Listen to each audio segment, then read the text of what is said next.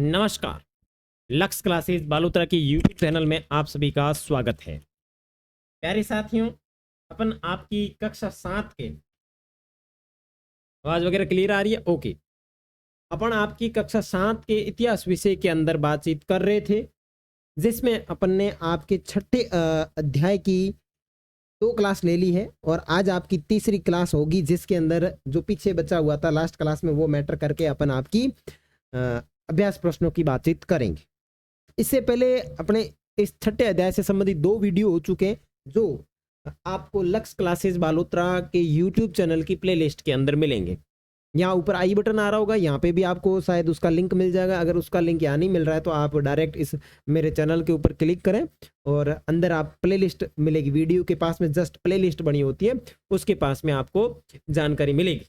वहाँ आप क्लिक करना, क्लिक करने के बाद में जस्ट आपको प्लेलिस्ट देखनी है कक्षा 7 इतिहास की, और उसके अंदर आपके क्रमानुसार अध्याय दिए हुए हैं, पहला, दूसरा, तीसरा, पांचवा और छठा।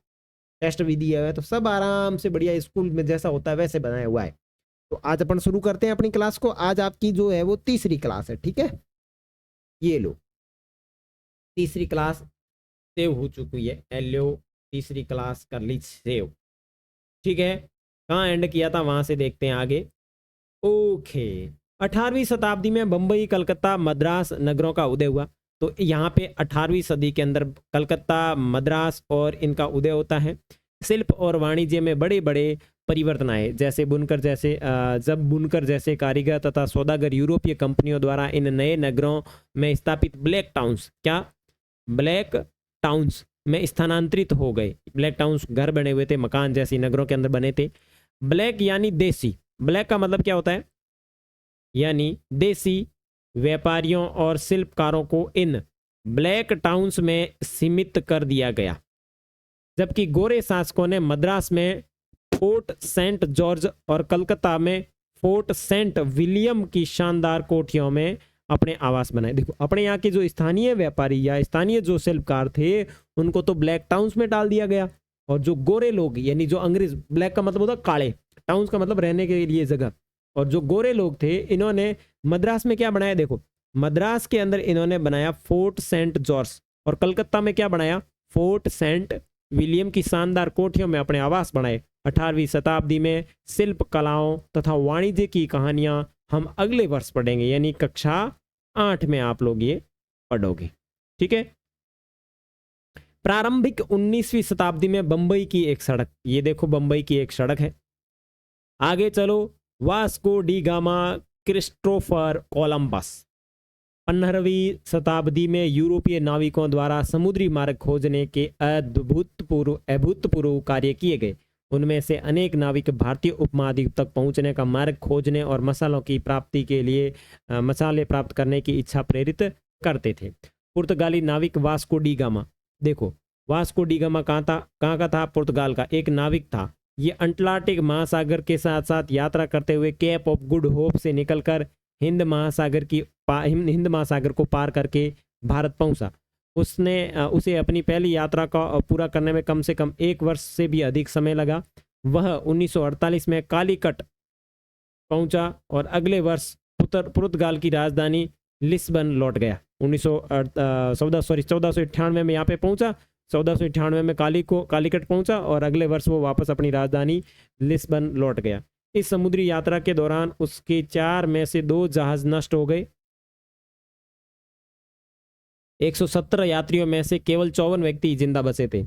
इन प्रत्यक्ष खतरों के बावजूद जो मार्ग खोजे गए या खोले गए वे अत्यंत लाभकारी सिद्ध हुए, और उसके बाद तो अंग्रेज और हॉलैंडवासी और फ्रांसीसी नाविकों ने उसका अनुसरण करना प्रारंभ किया। तो वास्को डी गामा ने खोज की थी और ये ऐसे दिखता था। इसने खोज की थी और इसके खोज करने के बाद में बहुत सारे व्यक्ति इधर आए थे। भारत पहुंचने के लिए समुद्री मार्गों की खोज का एक अन्य सुपरिणाम निकला, जिसकी किसी को आशा नहीं थी। एक इटली वासी, कौन था, इटली वासी क्रिस्टोफर कोलंबस ने भारत पहुंचने का मार्ग खोजने के लिए अटलांटिक महासागर को पार करके पश्चिम की ओर यात्रा शुरू की। उसका सोचना था कि चूंकि पृथ्वी गोल है इसलिए वह पश्चिम से ही भारत की ओर पहुंच सकता है। वह 1492 में वेस्ट इंडीज के तट पर पहुंचा। वेस्ट इंडीज इसी नाम की भ्रांति के कारण पड़ा, और इसके पीछे स्पेन, पुर्तगाल के नाविक और विजेता भी वहां आते रहे। उन्होंने मध्य और दक्षिण अमेरिका के बड़े बड़े भागों को अपने कब्जे में कर लिया। अक्सर उन प्रदेशों की पहले वाली बस्तियों को नष्ट कर दिया गया। तो ध्यान रखना, कोलंबस भी भारत की खोज करने के लिए निकला था, लेकिन वो भारत की जगह अमेरिका की तरफ निकल गया और उसने वो अमेरिका की खोज की। किसकी खोज की? अमेरिका। ठीक है ना। तो वो उस तरफ निकल गया और वास्को डी गामा भारत की तरफ आ गया। तो देख लो भाई, वास्को डी गामा का ये ऐसा चित्र है। चलो आगे आते हैं आपके आज के अभ्यास प्रश्न। चलो तो मैं आपको अभ्यास प्रश्न करवा देता हूं सारे के सारे। बढ़िया अच्छे से किताब वगैरह सामने रख के बैठ जाओ। तो मैं यहाँ सबसे पहले पेन सेलेक्ट कर लेता हूँ अच्छा सा, ताकि अपन बढ़िया अच्छी तरीके से लिख सकें। चलो, और पेन के अंदर अपन सेलेक्ट कर लेते हैं रेड। ओके। सबसे पहले राजेश्वर मंदिर कब बनाया गया या किसने बनाया गया? तो देखो इसके लिए इसके अंदर लिखो 11वीं सदी। 11वीं सदी, तमिलनाडु तंजावर।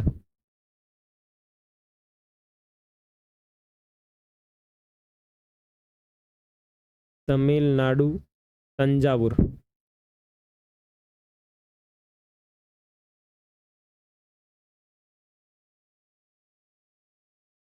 ठीक है, बहुत छोटा हो रहा है। उसके बाद में अजमेर सूफी संत से संबंधित है। तो यहाँ पे कौन है? इस खाली जगह में आपके हैं ख्वाजा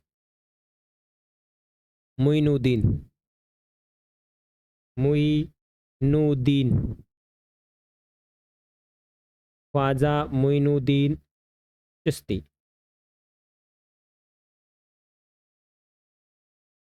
ठीक है। उसके बाद में हम्पी, क्या है? हम्पी। तो इसमें लिखो 1336 में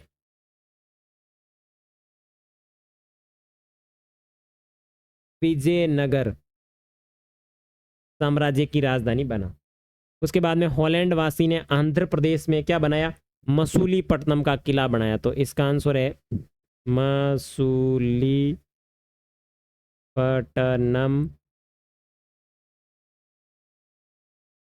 हाँ सॉरी, मसूलीपट्टनम पर अपनी बस्ती बसाई। उसके बाद में बताइए क्या सही है और क्या गलत है।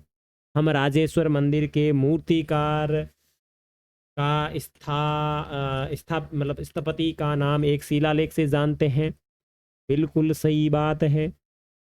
सौदागर लोग काफिलों में यात्रा करने की बजाय अकेले यात्रा करना पसंद करते थे। नहीं, बिल्कुल संगठन में यात्रा करना पसंद करते थे, इसके लिए यह कथन गलत है। काबुल हाथियों के व्यापार के लिए प्रमुख केंद्र था। नहीं, हाथियों की बजाय वो घोड़ों के व्यापार के लिए फेमस था। ठीक है ना। तो ये भी कथन गलत। सूरत बंगाल की खाड़ी पर स्थित है। नहीं, बंगाल की खाड़ी पर नहीं है भाई, अरब सागर पर है।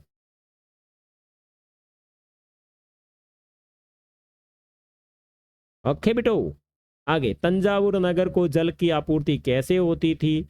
चलो, तंजावुर नगर को जल की आपूर्ति कैसे होती थी? तो आपके तीसरे प्रश्न का आंसर, कुओं और तालाबों से तंजावुर नगर की जल की आपूर्ति की जाती थी। ठीक है। उसके बाद में चौथा प्रश्न देखो, मद्रास जैसे बड़े नगरों में स्थित ब्लैक टाउन्स में कौन रहता था? अभी पढ़ाया, जस्ट अभी पढ़ाया। तो देखो ब्लैक टाउन्स में कौन रहता था? देखो प्रश्न संख्या 4, भारतीय व्यापारी, शिल्पकार, मजदूर और अन्य कर्मचारी ब्लैक टाउन्स में रहते थे। इसी के साथ आपके अभ्यास प्रश्नों का होता है अंत। बाकी के जो अभ्यास प्रश्न हैं वो चलो चर्चा कर लेते हैं। आइए समझें, आपके विचार से मंदिरों के आसपास नगर क्यों विकसित हुआ? अब मन बताओ कि जितना भी मंदिर आप, वो मंदिरों के आसपास नगर क्यों बने? बताओ, सोच के बताओ, एक दो बिंदु दिखाओ। आप अपने मन में सोचो कि भाई मंदिर है, मंदिर एक धार्मिक संस्कृति का केंद्र है, उसमें लोग घूमने आएंगे। तो लोगों ने सोचा कि यहाँ ज़्यादा लोग आते हैं, इसलिए अपन क्या करते हैं, मंदिरों में दुकान लगा लेते हैं। आने जाने वाले लोग बच्चों के लिए रमणियाँ लेके जाएंगे, कुरकुरा लेके जाएंगे, पीपाड़ी लेके जाएंगे। तो धीरे धीरे लोग जो है मंदिरों की तरफ आकर्षित हो गए। मंदिरों के निर्माण तथा उनके रखरखाव के लिए शिल्पजन कितने महत्वपूर्ण थे? बताओ भाई, मंदिरों का निर्माण कौन करते थे? शिल्पजन करते थे, यानी कलाकार लोग, कलाकार, या फिर आज के जमाने में कहें तो कारीगर, कारीगर।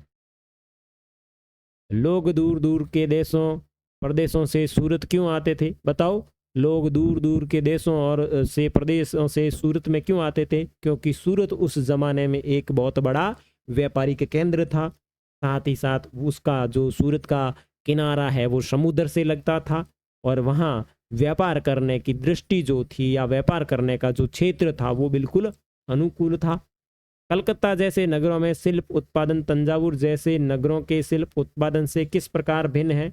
बताओ, कलकत्ता और तंजावुर में जो उत्पादन केंद्र या जो उत्पादन जो है या शिल्प है, उनमें दोनों प्रकार की भिन्नता क्यों है? क्योंकि इन दोनों जगह अलग अलग प्रकार के शिल्पजन रहते थे, इसलिए। आगे बाकी क्या ये विचार करें, इनको देख करके आप देख सकते हैं, आइए देखें, ये भी आप कर सकते हैं। आगे बात करें आपके 7वें अध्याय की जनजातियां, खाना बदोश और एक जगह बसे हुए समुदाय, इसकी बात करेंगे अपन नेक्स्ट क्लास में। लेकिन उससे पहले आपके इस पार्ट का क्या होगा? TESE क्या होगा? आपका टेस्ट होगा। टेस्ट के बाद में क्या होगी? आंसर, ANSWE, या आंसर सीट आएगी। उसमें आप देखोगे कि आपके कितने नंबर आए हैं। उसके बाद आपके अपन 7वें अध्याय की शुरुआत करेंगे। तो मिलेंगे 7वें अध्याय में, तब तक के लिए बाय बाय। और हाँ, पढ़ाई करना और साथ में ये चीज़ें याद करना, और इस वीडियो का जो लिंक है वो अपने दोस्तों के साथ शेयर करो। आपका जितना भी फ्रेंड लोग है, जितने भी आपके दोस्त है, उसको शेयर करो कि यहाँ आके पढ़, तेरे को सब कुछ समझ में आएगा। ठीक है ना? चलो, बाय बाय।